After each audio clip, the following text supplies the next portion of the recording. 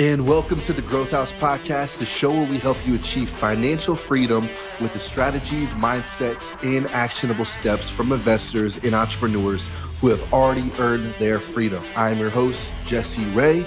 And if you're new to the show, in February of 2022, I was able to replace my six-figure corporate salary through real estate investing. Guys, I'm on a mission.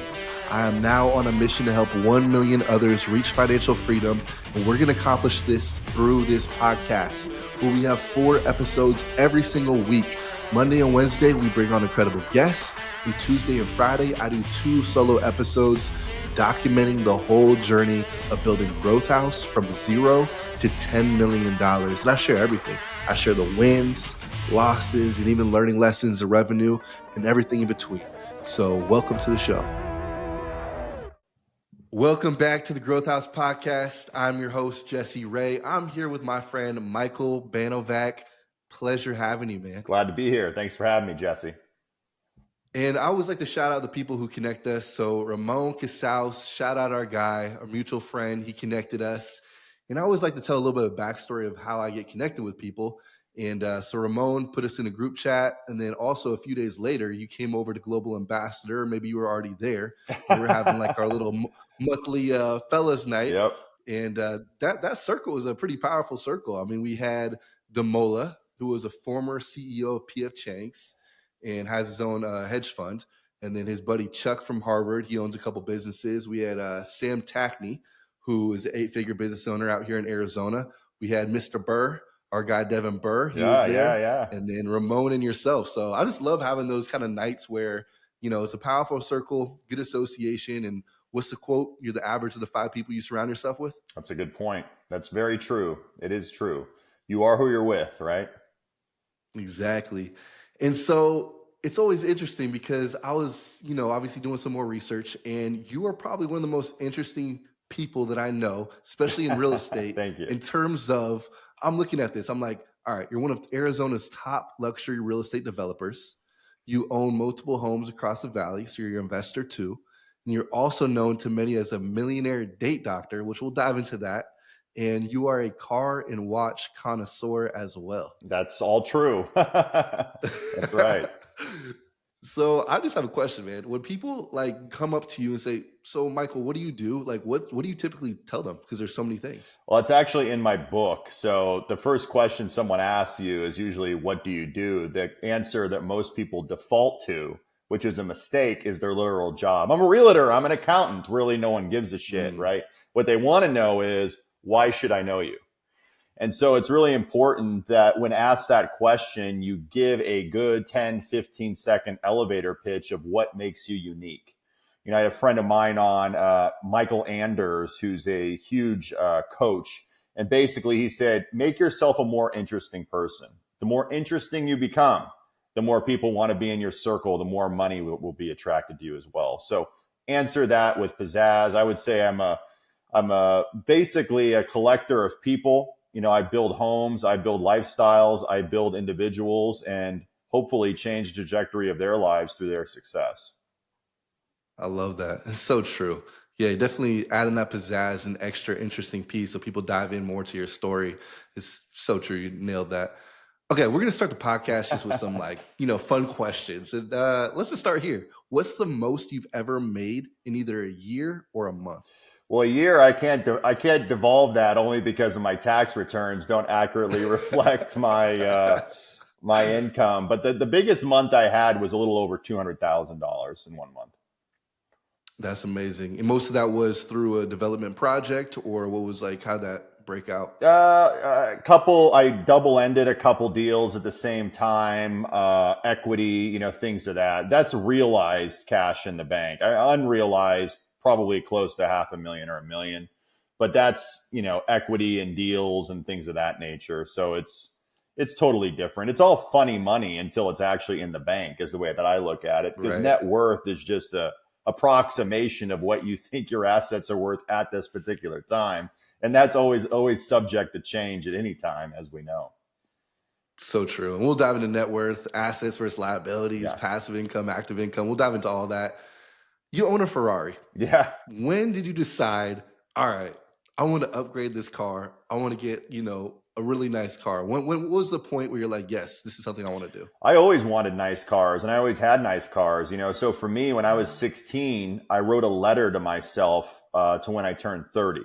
And one of the promises that I made is I said, I want to live in a penthouse, which I've done. I wanted to date a Mensa supermodel that graduated from Harvard, which I haven't done, but I've dated a lot of attractive women. I wanted to have a successful business and own multiple rental properties, which I have done. And I said I wanted to buy a black Ferrari with tan upholstery, right? So I knew that was a goal of mine when I was a little kid. And I always say this, for your listeners, the only difference between a winner and a loser is someone that keeps promises they made to themselves. Simple as that. So if you make a promise to yourself, there's a reason you have childhood dreams. There's a reason you dream of certain things and you got to make it happen, and I mean, regardless of does it logically make sense or not. I can give you 100 reasons why logically owning a $200,000 or $300,000 car is a stupid investment. But I can also give you just as many reasons of why it's a brilliant investment and a brilliant marketing play, because it gives you the entree and the access that having a common vehicle or a common thing would not.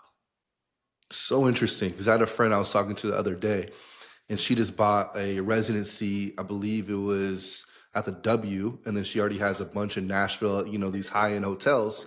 I'm just like, like why? What's the driving force? Exactly the same thing. She said when she was a girl, she wrote a letter to herself, and this is just to fulfill that letter to herself by I think it was 35 that she wanted to have these things. Yeah. So that's very interesting. I've actually have not done that, at least not when I was that young.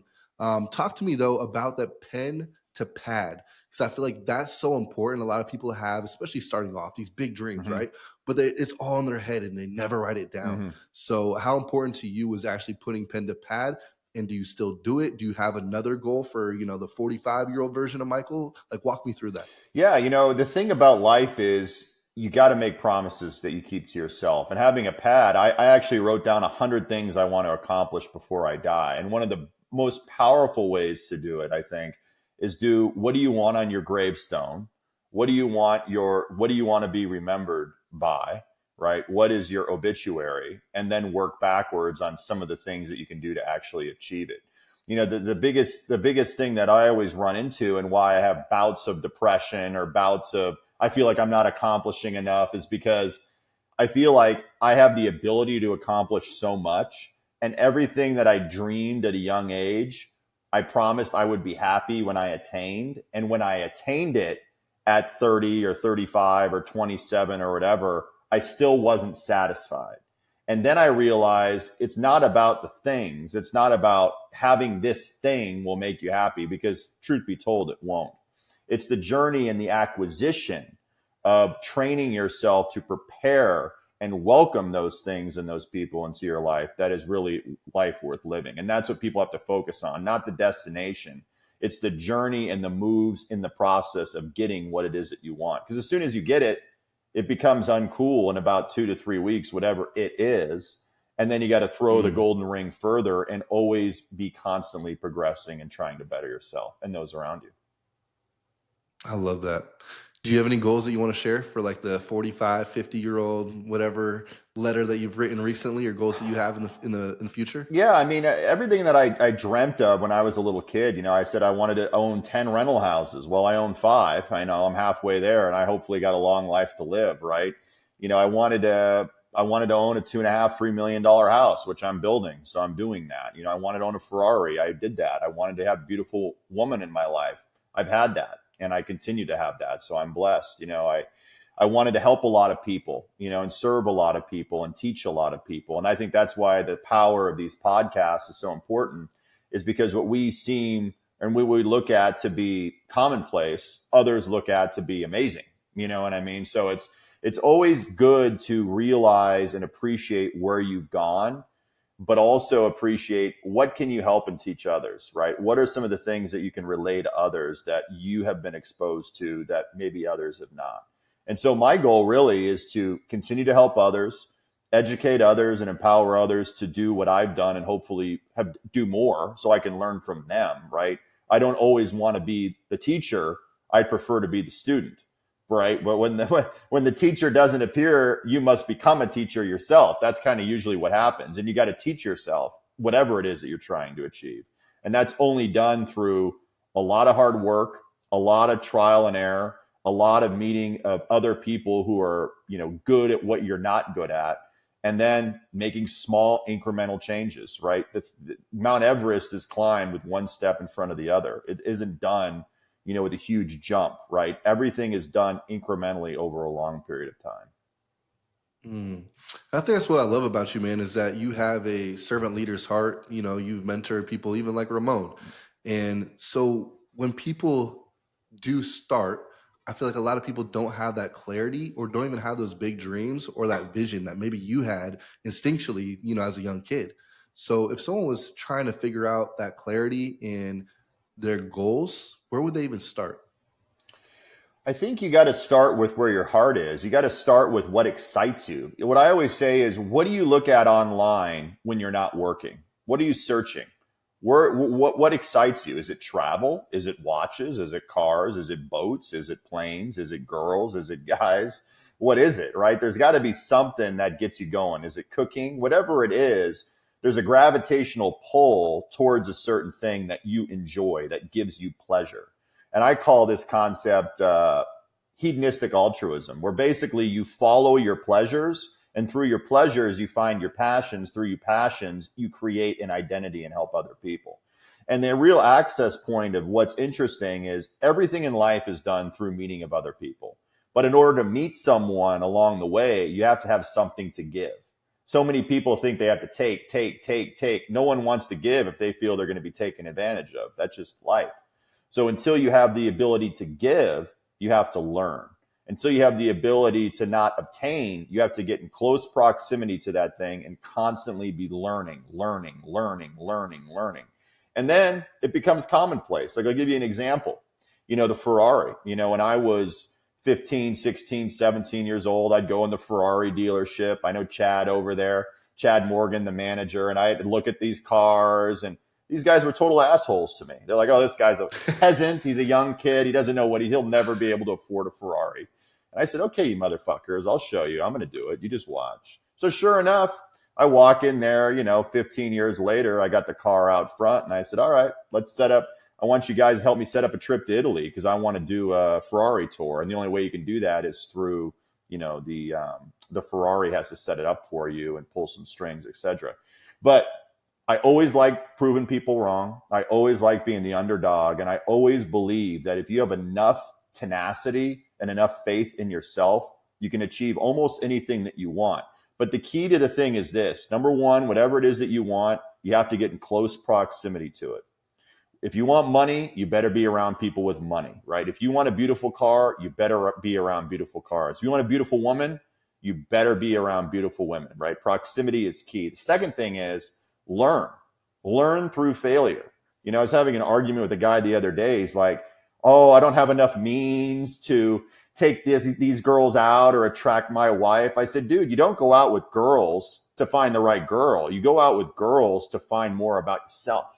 And in finding yourself, you become more attractive because you are more authentic to yourself. And it is through as the osmosis. I mean, I've been out on thousands of dates when you include my clients in there as well. And I can tell you almost every nuance, step by step of how things most likely are going to go, right? And you have to devoid yourself of the expectation, because as soon as you expect something is when you lose. When you have no expectations and you're there to have fun and help and educate and uplift others, everything comes your way, right? That's the key. So you get in front of it, you learn about it, you study it, and then you start realizing energy is contagious. If you want to be successful in life, you have to be energetic, you have to be positive, you have to be playful, you have to be around people that with similar energy, and then things just start falling into place. And you have to be patient. See, everyone wants to have that hit every single day. It doesn't work that way. You get a big high, you have a crest, then you have a dead spell of 6 months to even a year or 2 years, and then boom, another big opportunity hits, and you get what you want. Man, so much right there. So many ways I could take it. But you did mention dates. You mentioned a lot of dates. And a lot of people know you as the millionaire date doctor. And also you mentioned about how much you love helping other people. And I want to know that backstory. And it involves helping someone very close to you. So do you want to share that story of how that, all happened? Yeah, I mean, growing up, my parents were divorced, and I never really had full confidence in myself around women. I just never did. I was always overdressed. I was always self-conscious. I was always, I don't know, I just don't feel confident about myself. The popular, attractive girls don't want to date me. And then I wanted to learn about it, right? So again, I got close to it. I learned, I read, I understood, and then trial and error, trial and error. And so by the time I was in my mid to late 20s, I had pretty good confidence in myself when it came to relationships. So my mother got out of a relationship, a 5.5 year relationship, and she came to me and she says, "Hey, I want to date online." I said, "I don't know if that's a good idea. There's a lot of weirdos online." This is before it's more commonplace, right?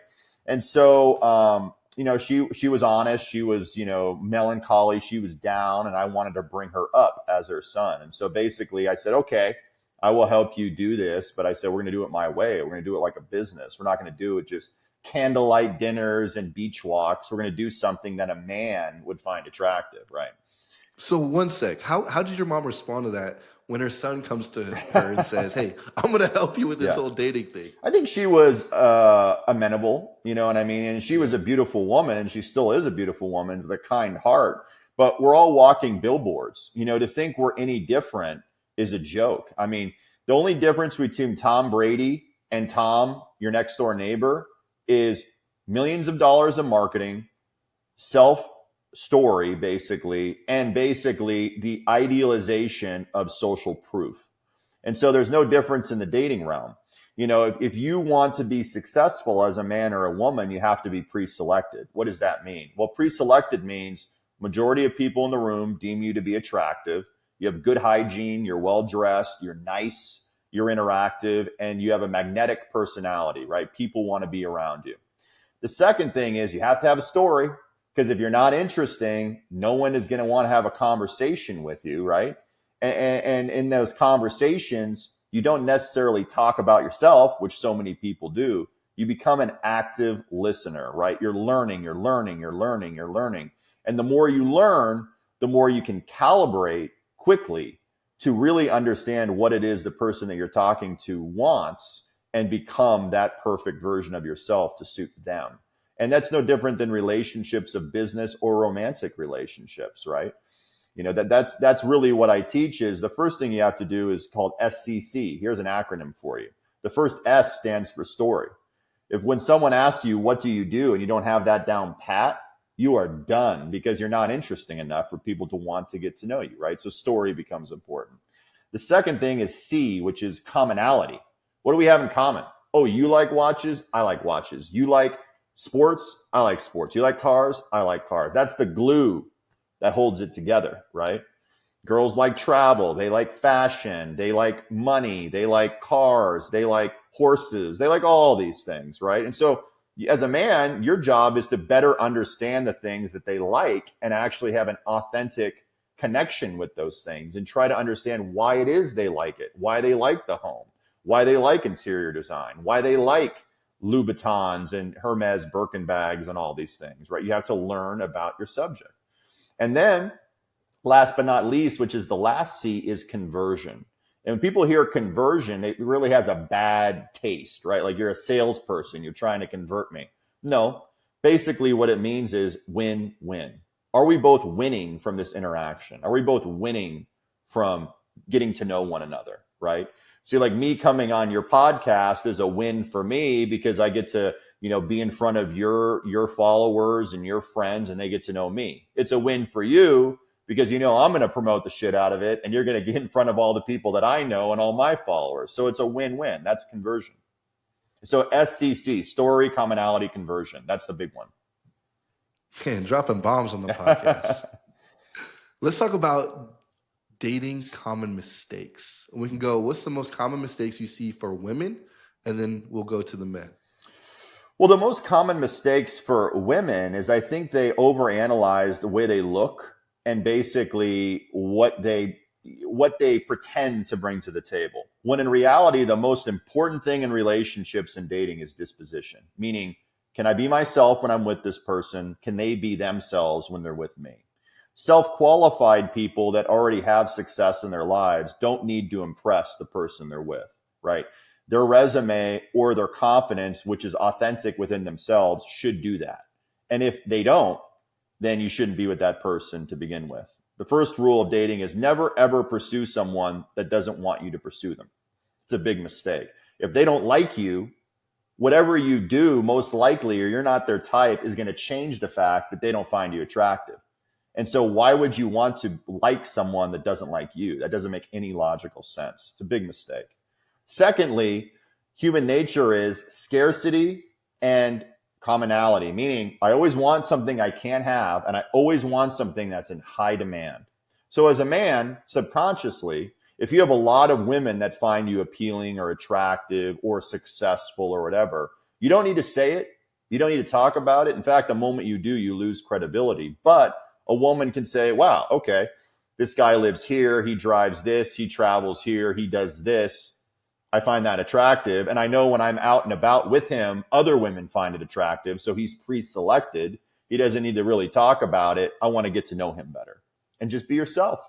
The moment you become a disingenuous version of yourself and the moment you try to impress someone else, you've already lost. I got a question that has to tie to this. So you're talking about branding yourself, right? And then obviously Instagram, social media is a highlight reel. Mm-hmm. And we talked about this, I think, over coffee, where you said, like, yeah, it's important to have people know what you're about, what you stand for, but then also kind of show off some of the things you have, right? Mm-hmm.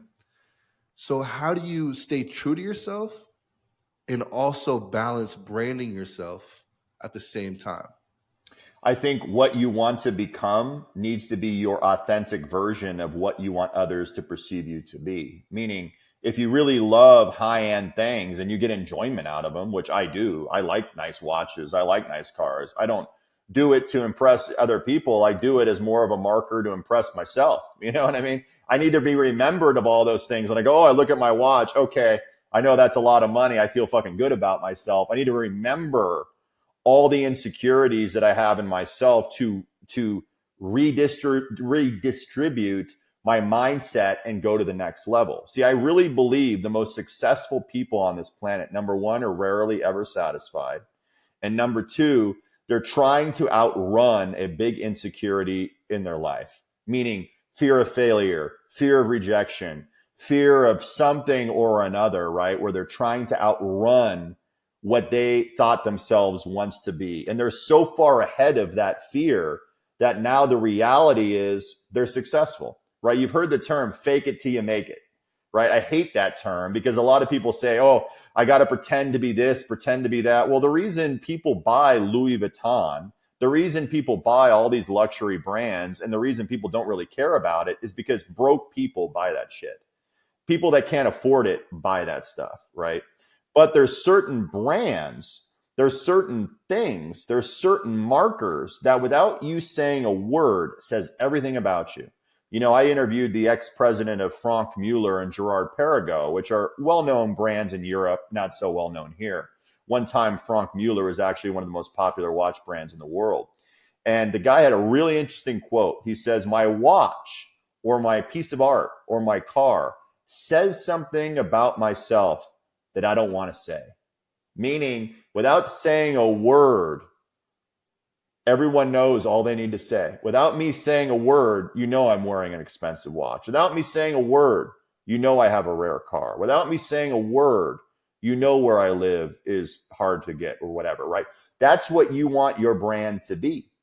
Because it's in 70 to 80% of interactions is nonverbal. Meaning subconsciously, we are judging one another over and over and over and over again. And if what people perceive us to be and what we perceive ourselves to be is not congruent, those non-congruencies erode all of the goodwill that other people show us. And that really hinders our ability to basically convert into business or to convert into authentic relationships. Let me ask you this. Do you tie a goal to a item that you would like? Like for me, for example, we'll use me as an example. I'm not a big watch guy, but I know the power of, having certain watches and what that portrays to other people, etc. I have two questions. One, what's a good starter watch if I Mm-hmm. was to get a watch? Uh-huh. And then would you recommend like, hey, tie this watch, $20,000 watch, whatever, like probably be a good starter to what goal? Hmm. Yeah, for me, it was funny. I mean, I always had a fascination with watches because I think for me, I always thought I was running out of time, right? It's a subconscious thing where I'm running out of time. Therefore, when I look at the time, I need to feel that it's a representation of my own self identity, right? And so a good starter watch for you, which was my first big watch, was a Rolex Submariner stainless steel black face. It's liquid, it's desirable, and it's a great placeholder of capital in that $10,000 range because you can get in, you can get out, and you really won't lose any money. It's good as gold. And then once you start moving up the spectrum, right, you're looking at scarcity, you're looking at different things. But the reason I got heavy into the watch market, which was in 2020 when COVID hit, watch prices took off. And instead of me looking at watches as an item, a material based item, I looked at it as, oh, this is a Renoir, this is a Van Gogh, this is a piece of art, this is a actual tradable commodity, no different than buying a stock. But the difference is I can wear it, I can enjoy it, and most importantly, it elicits conversation. Because when I walk into a room and I'm wearing a Royal Oak, right, and everyone knows that's 30, 35, $40,000, without saying anything, it says everything. Like, oh shit, this guy's fucking baller, or he's a bullshitter or whatever. But something is going on to where they can drop that kind of money and it's not a big deal, right? And that's what it really intrigued me about layers of legitimacy. So in my dating business, we talk about what's called the Tiffany effect, right? When you walk into Tiffany and Co., it elicits a certain feeling, right? Girls feel, oh man, there's this breakfast at Tiffany's, right? All these beautiful diamonds and all this stuff. Well, why is it so exciting to them? They're located in the best locations around the world. They have great presentation. They have great products. They have brand recognition for hundreds of years. And they have the most important commodity, which is the turquoise blue box. Now, why is that the most famous box in the world? You know the answer to that question? Because it elicits an emotional response. So when a woman sees that box, they're, oh shit, this is rare, this is expensive, this is something I really want. It could be a rock in there, but it doesn't matter because of what the box represents. So what I always tell my clients and my friends is you need to become the blue box. You need to become that thing that when you walk into the room or you're set on the table, people are like, holy shit, that person is unique. I want to get to know them more. And it's no different. So you got to curate your brand and your life around making sure that everything lines up to make you a more interesting person and also a person of scarcity and abundance that people want to be a part of. I think it's interesting because we talk about being an interesting person. And I've had podcasts where I talk about the art of connecting, right? And a big part of the art of connecting for me is if I meet someone for the first time, I actually teach be more interested than interesting. But I think we also are on the same page because we need that story. So then they Yes. see, oh, this is a person of interest. Mhm. But then, like you said, back to the active listening. At the end of the day, we are actually listening more than we're talking. Did I get that right? Oh yeah, yeah. You have to listen. And basically what's happening is we're getting social cues that we are in microseconds analyzing based on how we see this person in a setting, right? Like for me, you met me for the first time. I could have been some Joe Blow schmo from no one. But no, Ramon gave me the introduction. Ramon said, hey, this guy's legit. He's a cool dude. He's got shit going on. Oh, okay. Well, there you go. There's an intro. Then you see different things. You see different markers. You see hygiene. You see clothes. You see a watch. You see the way you communicate. You see a story. You see friend groups. You see social cadence, right? Social hierarchy. People are saying, hey, this guy's a cool guy. He's got girls. He's got guys, whatever. That's the type of people you want to be around. But the only way you become that person is you become more true to yourself without being insecure when you're interacting with all people. And that's the hardest thing, is we all want to become something we're not. I would almost say, take all that away. What are you truly trying to achieve in your life? And just be true to you. I mean, look at Jack Nicholson. He's a great example. That guy is a stud. He's not the most attractive guy. He's not even the most sexy guy. He's not even the most amazing actor or anything like that. But he walks into a room, he commands it because he's totally at peace and content with who he is, right? He has the social credibility. He has the Oscars. He has he has a charisma about him that's contagious that everyone wants to be around. And that's what you need to become as a guy or a girl. So stay on this topic of like dating, especially as like an entrepreneur, because I think this is a topic we don't talk about at all. All we focus on is business, finances, you know what I mean? And everything else in our life, even a lot of us, our health, we put to the side. So when were you like, hey, you know what? I need to take, and I want to take this relationship stuff serious, and even now help other people with it. So I guess my question is, as an entrepreneur, we put a lot of things to the side. How important do you think relationships is? And do you think we should already be at a place maybe of security where we feel like, okay, I can support someone before bringing someone in? Or should we say, hey, I'm on the come up, but I want to have, a partner with me on this journey or ride? Relationships, I think, are the most important thing. They're way more important than money or any of those things, because what happens in life, it's never a linear journey, right? You could be the most amazing guy with the most amazing relationships and be the brokest person on the planet. But you could be wealthy in a sense of personal belief and those connections.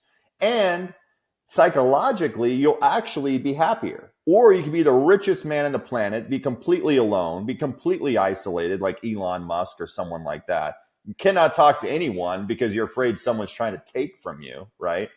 And so the construct of being successful has to do with becoming the best version of yourself, and in that pursuit of becoming the best version of yourself, which is different for you or for me, right? You have to really analyze, okay, what am I trying to become? And in that authenticity, in that pursuit, that's what makes you attractive. It's not what you have. It's not what you don't have. It has nothing to do with it. What's contagious is, hey, this guy's got direction. He's got drive. He's got ambition. He's a nice guy. He's interactive with people. He teaches people. He helps people. People want to be a part of that. And the more people that want to be a part of your journey, and the more people that you can say, yes, they're part of my group, or they know who I am, the more successful you become. Because money loves speed, right? Wealth loves time. And success loves people. Does that make sense? Money loves speed. Wealth loves time. Success loves people. And I think happiness, right? Dale Carnegie had a great quote. Success is getting what you want. Happiness is wanting what you got. Think of that one. So success is getting what you want. Happiness is wanting what you got, right? So you can ask me, oh shit, dude, how are you so successful? I could be like, dude, I'm not successful. I don't have this. I don't have that. I don't have the yacht. I don't have the plane. I don't have any of that shit. It's like, what are you talking about, bro? You got all these watches, you got a beautiful car, you got all these houses, you got all this shit. What the fuck are you talking about? See, to someone else, that's all of it. And to someone like me, you're like, I haven't even scratched the surface, man. I'm not even close. You know what I mean? But see, that's the difference in perception. So when you take yourself out of comparing yourself to others, right? They always say comparison is the thief of joy, right? I'm around far more successful people than me, but I always got to remind myself, these guys are 50, 60, 70, 80 years old. I'm 34, turning 35. And when you think of it in that way, you're like, whoa, okay. I need to come from a place of appreciation, a place of abundance, a place of gratitude, right? And going back to that quote, success is success is getting what you want. Happiness is wanting what you have. And that's why it's so important to really be happy. You need to be in the moment and totally at peace in your pursuit, as opposed to, oh, I don't have that girl. I don't have that guy. I don't have that watch. I don't have that career. I don't have this. I don't have that. Because the truth of the matter is, if you don't want to trade your life with their life, why are you even comparing yourself anyway? I mean, I'm around guys that have 10x, 100x the money that I have. And if I look at my life, do I want to trade my life for their ugly ass life and their old age and their, disgruntled marriage? Hell no. I'd rather have my life. So again, why are we comparing ourselves to situations that aren't even relevant to us? That's a big mistake. And there's another thing. There's another quote that I love is jealousy is within all of us, right? Because when we're jealous, we see something in someone else that we have yet to create for ourselves. And hate is the worst manifestation of jealousy. But remember this, hate only corrodes the container that holds it. Meaning, if you hate something or someone, the only person affected is you. So you have to release that energy. You have to release that jealousy. You have to release that hate and totally be at peace from where you are and just be like, hey, I want to learn from this person. They're obviously more awesome than me. Cool. Let's be friends as opposed to enemies. Man, there's so many times I could have said mic drop in the podcast. This has been incredible. It reminded me of a quote when you were kind of talking about what you were just talking about. Trade your expectations for appreciation. That's something that I had to recently do, especially with, as I'm growing out my team and I'm new to managing people and all that. I'm like, oh, this person's not doing this right. But it's like, I got to actually just appreciate that I have someone else who sees my vision working with me in creating this. And it just kind of reminded me of that. I want to shift gears and talk about mentorship and coaches. Okay. How much has that played an effect on your life? I love being a coach. I love helping people. But like anything, you have to do it in the way you feel comfortable with, right? The reason podcasts and virtual training is so powerful is we could have one conversation, and this one conversation can get disseminated to thousands of different people. The problem with coaching is I'm an empath. So anyone's negative energy, I absorb into myself. So for me, it's very difficult to coach a lot of people and feel other people's pain or feel other people's discontentment and not feel it within myself. So you really have to be a coach or a leader or someone that learns more about yourself, that's constantly a student, right? I think the best teachers are the best students. And if you're always learning, then you can always teach someone else more because you are becoming more, if that makes sense. Mm-hmm.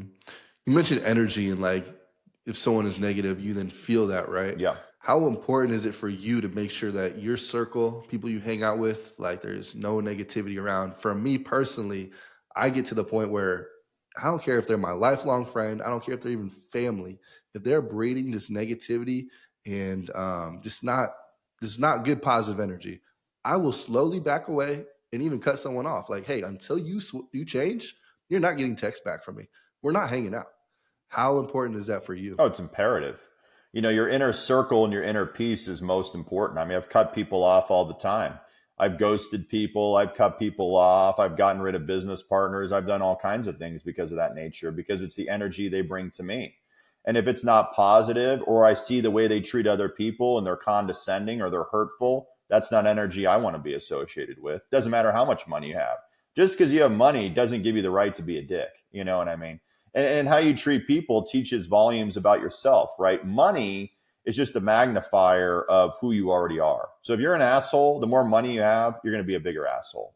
If you're a nice person and you have money and you want to help people, then you will do that in a higher, bigger scale. And that's the type of people I want to be around. That's why I like, teaching and learning and doing these classes, because as selfishly, I don't do it for you. I do it for me. I want to learn more about myself. And in teaching you, I can learn more about me, and in learning more about me, I can be a better product and a better server of you.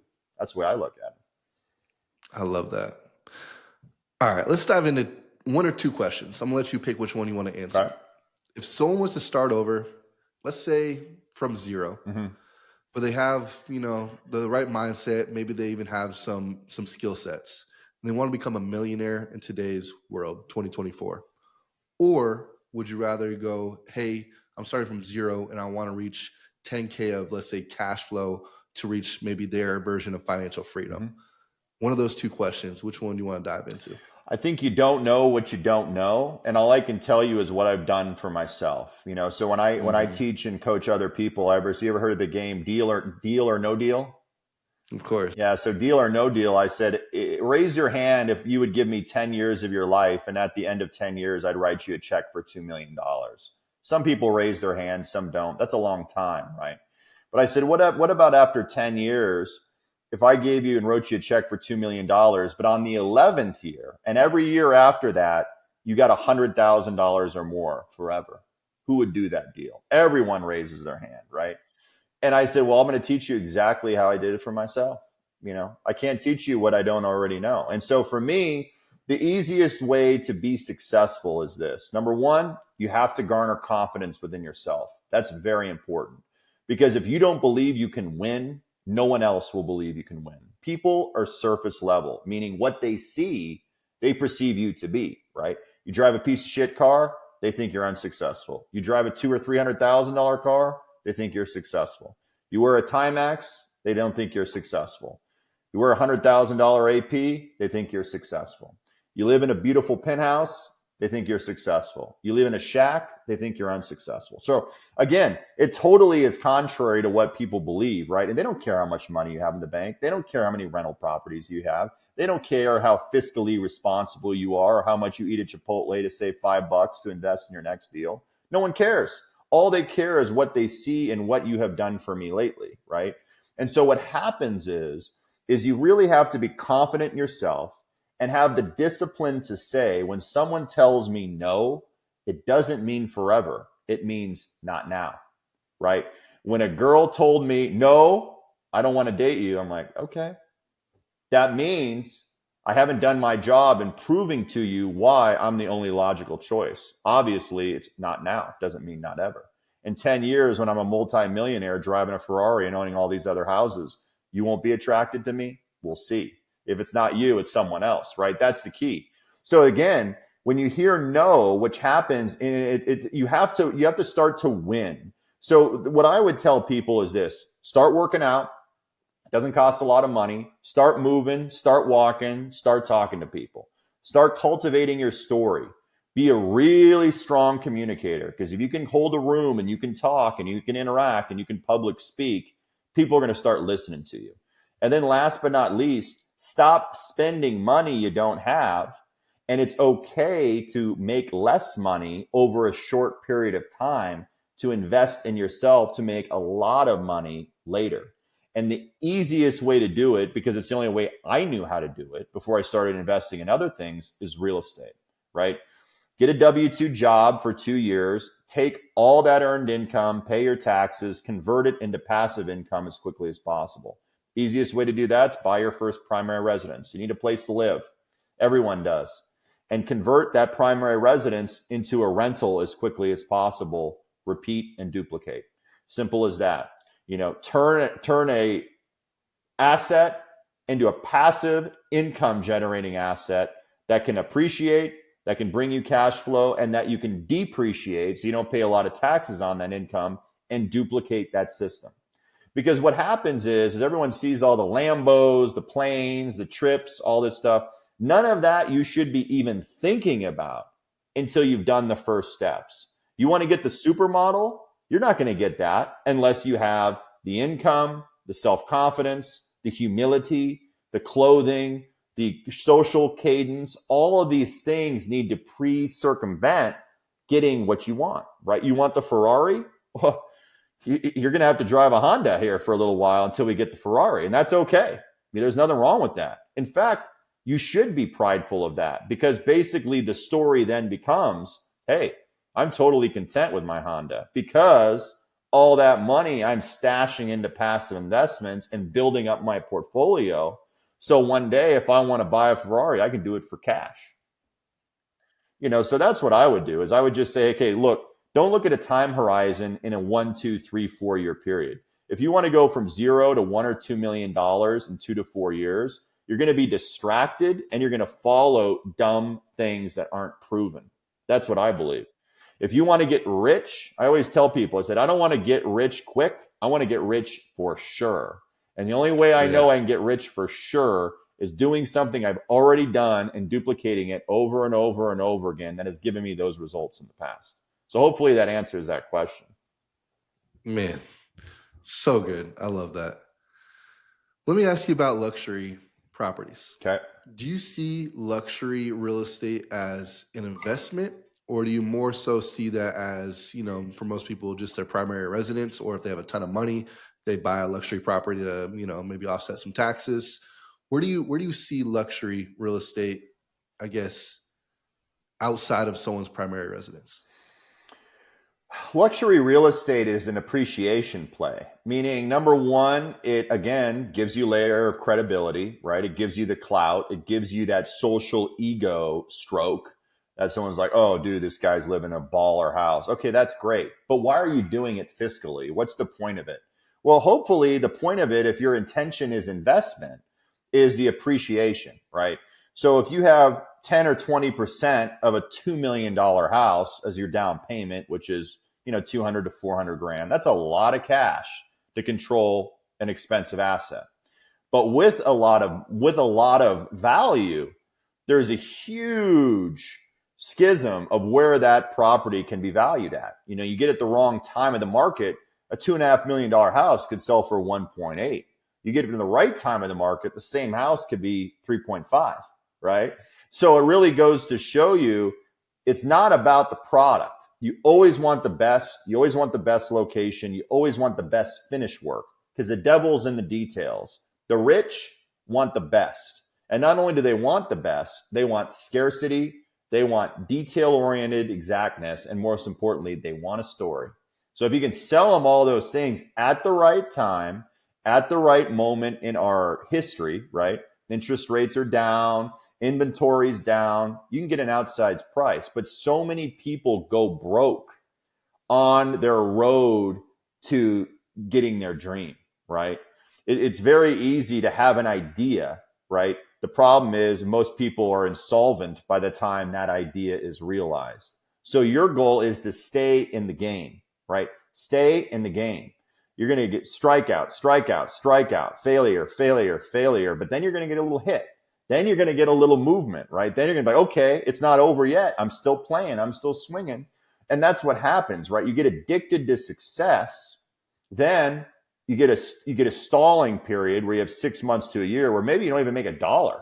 I've gone a year and a half where I've made nothing, right? And then in a year, you're like, boom, I just had $1 million hit. Whoa, shit. Okay, now we're back in the game, right? You got to stay in the game. You got to stay in the game. Same thing with girls. Could be rejected. You're a loser. I don't like you, whatever.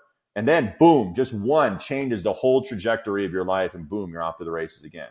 Same thing with anything. I mean, that car, I tried to buy that car 5 times before on the 6th time I actually got it because there's something wrong with it, right?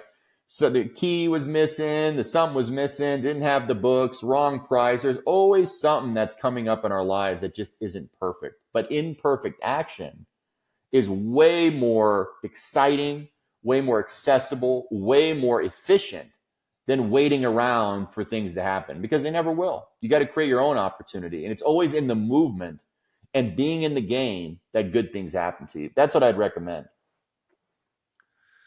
Ladies and gentlemen, be in the game. Be in the game. And learn. And always be, and never take no to heart. Because whatever your yes is, whatever you're like, this is my life, it's gonna be a road of 1,000,000 no's before you get that one yes that changes your life. So just don't give up. Keep learning about yourself, keep having confidence in yourself, and do what you can not to let naysayers or people that haven't accomplished what you've accomplished turn you away from following what you know to be true to yourself. And that, if I did that, I wouldn't have anything that I had. I mean, in fact, I got to thank my haters because without them, I would have never even gotten half of what I've got in my life. If I didn't have people when I was 25 saying, oh, you're driving a Porsche Carrera 4 or you're driving an Aston Martin at your age, that's so stupid. You should get rid of that. I'm like, fuck you. I'm going to go higher. And then I'm going to really show you because that's what it's about, right? For me, you tell me to go left, I'm going to go right. You tell me I can't afford it, I'm going to outshine you. You tell me, oh, no, you're a loser. You can't sell anything. Wait till I sell an $8 million house. whatever it is. And I think that's a chip on our shoulders, right? It's a chip of not feeling like we're enough, right? It's a chip of insecurity. And I believe the most successful people on this planet have a constant devoid of insecurity in their lives that they're trying to outrun and prove to others, I can do this. And I can do this, which means you can do this because I'm really not anybody that special. So if I can do it, you can do it. That's always been my thought process. Michael, how do people connect with you, man? There's going to be so many people that want to reach out. This is one of my favorite episodes. This can be probably the most downloaded episode we've ever done. Thank you. So much value. So like, there's so many sections where I was like taking notes. I'm like, oh shoot, I'm the host. I gotta focus on what you're saying, man. Like, you have so much value that you brought to this podcast. I appreciate you. How do people find you? I'm on Instagram a lot, so they can go to @Michael Banovac on Instagram, or you can go to @Millionaire Date Doctor on Instagram, LinkedIn, Facebook, YouTube. I mean, I'm pretty Googleable, so just type my name into Google and you can find me, and I'm happy to help and happy to teach you what I know. And again, I'd love to be a student myself.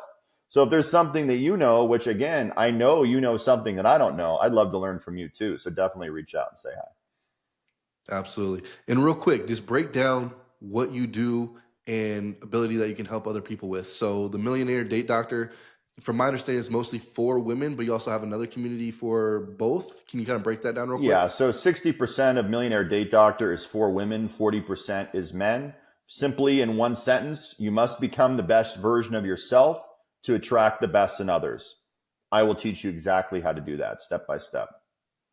And in real estate, if you are anything to do with rental properties, luxury development, luxury sales, construction, anything that has to do in the luxury residential space in Arizona, I can be a resource for you and teach you exactly how I did it and how you can do it too. Love it. And we're going to deep dive, one-on-one about this luxury co-living, because I think that could be something. Because I like to see that big appreciation swing, because what I play around is mostly like $400,000 to $600,000 homes, but there's an opportunity there in the luxury, I believe. So we'll talk about that. Lastly, people are going to reach out to you, and no one from my audience is going to say, hey, Michael, can I pick your brain? If they do, let me know and I'm going to talk to them. So what kind of value can someone reach out and say, hey, Michael, I just, XYZ, or I have a connection XYZ, and then, maybe ask you a question. For us, we always want to give value before we ask for something. I think it's just honestly be a person of authenticity and be a person that wants to help others. If I can pay it forward and help someone that I believe has true intentions, that isn't just in it for themselves, I'm all for it. Because if I can teach you something and you can teach it to others and it benefits you and it benefits to them, I mean, that's why we're on this planet.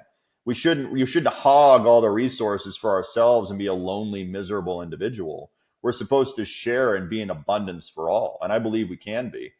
So that's why I appreciate what you're doing, Jesse, and helping people. And I know you have a big event coming up. And hopefully, that's what we can give to this world, is helping and uplifting others to become their best self. Absolutely. Yes, we'll probably put this out on Wednesday. So we do have Immersion, our mastermind, coming up at the end of the month. It's going to be all over social media, so you'll see that. Michael, appreciate you, man. Jesse Ray, Growth House Podcast. Wrapping it up. See you guys. Thanks.